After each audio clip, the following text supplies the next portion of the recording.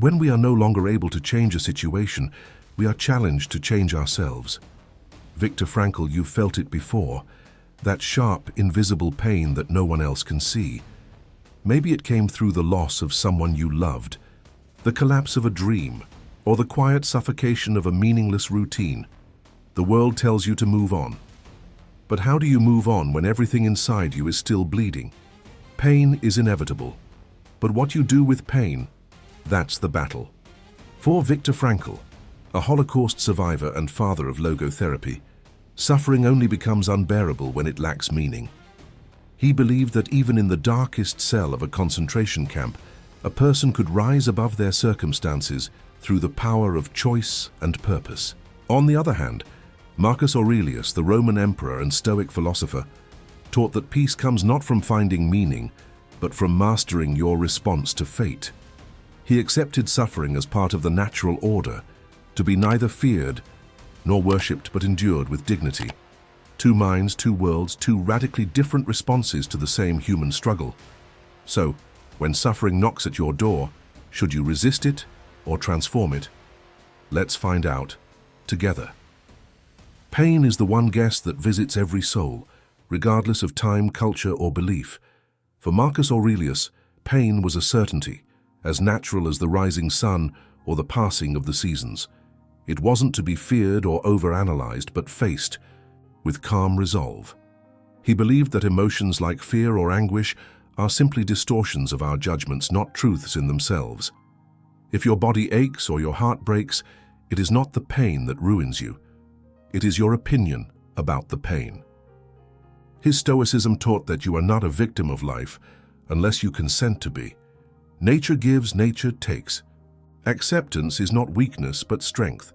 Viktor Frankl, though, begins in a similar place. Pain is unavoidable, but he diverges quickly. While the Stoic may ask, "How can I endure this?" Frankl asks, "Why should I endure this?" For him, the unbearable pain was not the worst fate. It was meaningless pain that truly crushed the soul. In the death camps, he observed that those who gave up on meaning gave up on life itself. Pain, for Frankl, was a gateway. If you could attach it to a deeper why, even hell could be transformed into something redemptive. Despite their differences, both men agree on one thing: you cannot escape pain. But where Marcus encourages you to minimize its impact by mastering your perception, Frankl invites you to dive into the pain and wrestle with it until it gives birth to something new. Both paths demand courage, one in silence, the other in search. One calls for inner stillness, the other inner questioning. And that's where the fork in the road begins, not in the pain itself, but in what you believe it's for. For Frankl, the defining feature of human dignity is the freedom to choose one's attitude in any given set of circumstances. Stripped of his family, possessions, and even his name, he found that the one thing no guard could take from him was his ability to decide who he would be in that moment. He called this the last of human freedoms. In the face of immense suffering, Frankl didn't simply endure, he observed, reflected, and transformed his agony into insight. He believed that suffering could be given meaning by the stance we take toward it. In choosing our response, we affirm our identity, not as victims but as moral agents. Marcus Aurelius, too, championed the power of the inner life. He believed that the external world, with all its chaos, illness, and death, is beyond our control. What lies within, however, our judgments, desires, and choices, belongs solely to us. Through daily meditation and repetition of Stoic truths, Marcus sought to shape his mind into a fortress against the unpredictability of life. For him, virtue was found in doing one's duty, in controlling emotion, and in thinking clearly. Pain was never an excuse to abandon reason. It was a test of one's discipline and commitment to wisdom, and yet here their paths diverge again. Frankl invites suffering to speak, to ask what it demands of us. He believed pain holds a personal message, a call to growth, to sacrifice, to transcendence. Marcus, in contrast, trains himself to ignore pain's voice, to deny its emotional grip. He doesn't ask what suffering means, he accepts it and moves forward. Where Frankl seeks transformation through meaning, Marcus seeks liberation through detachment. Both are powerful.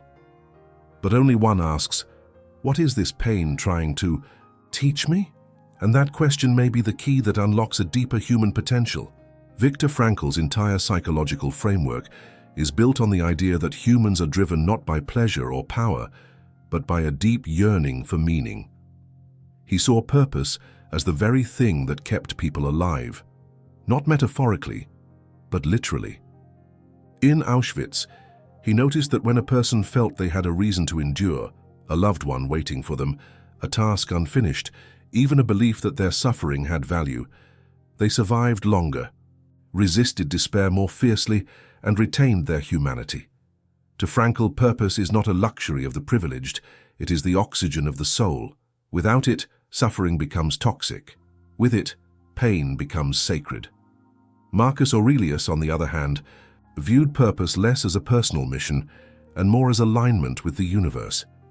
In his Stoic worldview, the cosmos is governed by logos, a rational order, and our role is to live in harmony with it.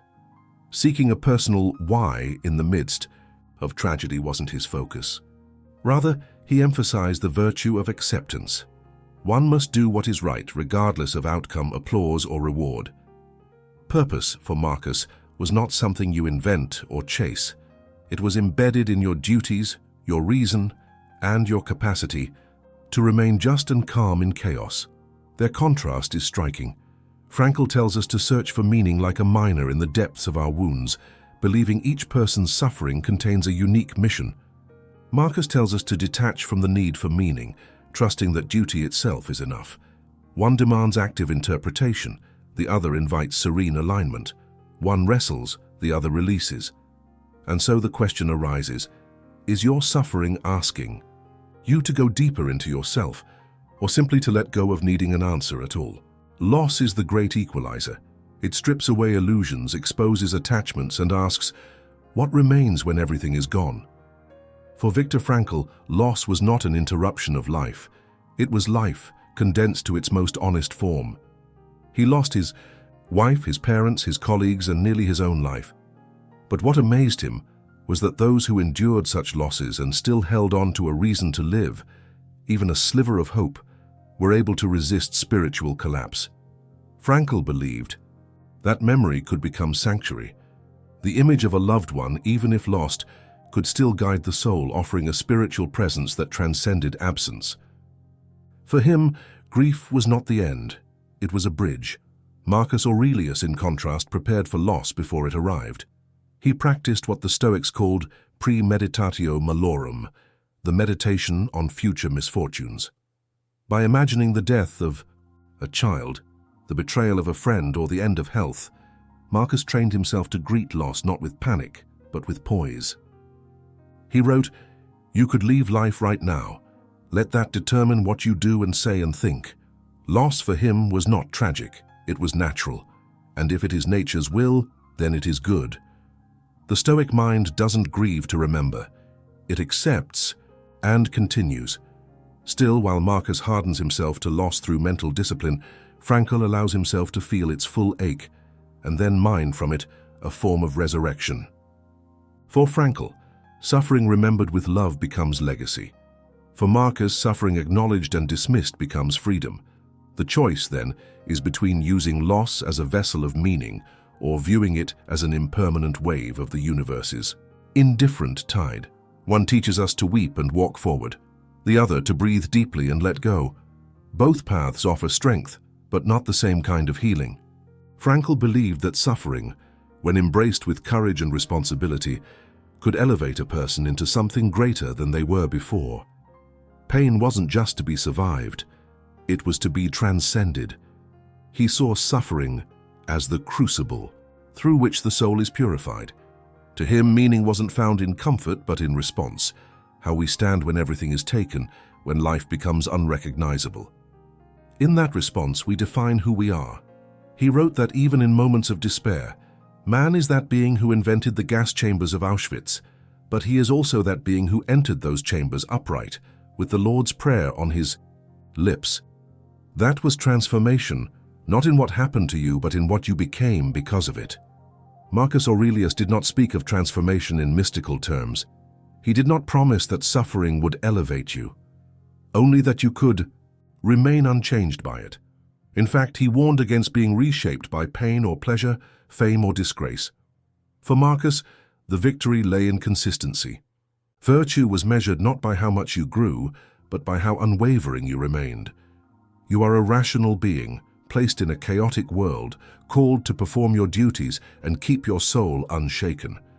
If you could endure hardship without losing your sense of justice, patience, and gratitude, you had already won. So in the end, the question is not just, how do I survive suffering, but what should suffering do to me? Should it leave you untouched, like stone in the wind, as Marcus teaches, or should it burn you and reshape you into something new, as Frankl proposes? Both paths require strength. Both paths demand surrender. But only you can choose what kind of transformation your pain will be allowed to bring. We live in an age that claims to have conquered suffering. With technology, comfort, and endless distraction, modern life has reduced many of the hardships that once plagued humanity. Yet paradoxically, anxiety and depression are rising, and a deep emptiness haunts the souls of millions. People are no longer dying in camps or on battlefields, but quietly in bedrooms, from loneliness, purposelessness, and inner collapse. Pain today wears a different mask. It whispers, "None of this matters," and hides behind the smile of filtered photos and forced positivity. It is subtle, but just as deadly. Viktor Frankl's message has never been more urgent. He warned of the existential vacuum, a condition where people feel an inner void, lacking purpose or direction. In a society that idolizes happiness and pleasure, suffering becomes unacceptable, almost shameful. But Frankl argued that pain is not a glitch in the system. It is a signal, a call to confront the emptiness, to search for depth. When we numb pain, we also numb the possibility of growth. His vision is not about escaping discomfort, but about using it as a compass toward meaning, responsibility, and connection with something greater than ourselves. Marcus Aurelius's Stoic calm is also deeply relevant. In a world of constant stimulation and emotional reactivity, the ability to pause, breathe, and respond instead of react is revolutionary. The Stoic does not seek to remove pain, but to meet it with clarity. Imagine a mind no longer tossed by every disappointment, every headline, every betrayal. Marcus teaches us to be anchored, not by external validation, but by an inner code. He reminds us that we don't need to control the world to find peace. We only need to control how we interpret and move through it. Still, both men challenge us in different ways. Frankl dares you to believe that even your most personal suffering is not wasted, that the heartbreak, the illness, the failure, all of it can be woven into a narrative that gives your life weight and direction. Marcus dares you to rise above the emotional chaos of modern life and find order through reason, discipline, and daily reflection. One path invites you to dialogue with your pain, the other, to walk beside it without fear. Neither path is easy, but both offer hope where modern life offers distraction. In a culture that fears discomfort and chases comfort at all costs, these two voices cut through the noise. They don't promise escape, they offer confrontation. And through confrontation, liberation. Frankl and Aurelius don't contradict each other as much as they complete the spectrum of human resilience.